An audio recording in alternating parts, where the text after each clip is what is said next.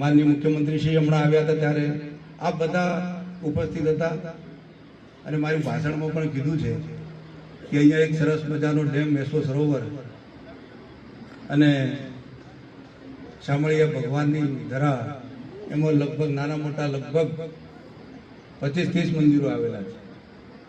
એમાં પણ મેં જાહેરાત કરી હતી, સાહેબે પણ જાહેરાત કરી દીધી છે કે તમારે જે મંદિરો માટે જેટલી તમારી સહાય જોઈએ એટલી હું તૈયાર છું આપવા માટે.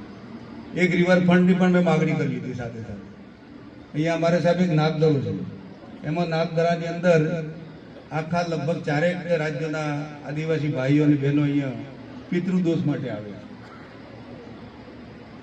એટલે એમના માટે સુવિધા, આપણા બધા માટે સુવિધા.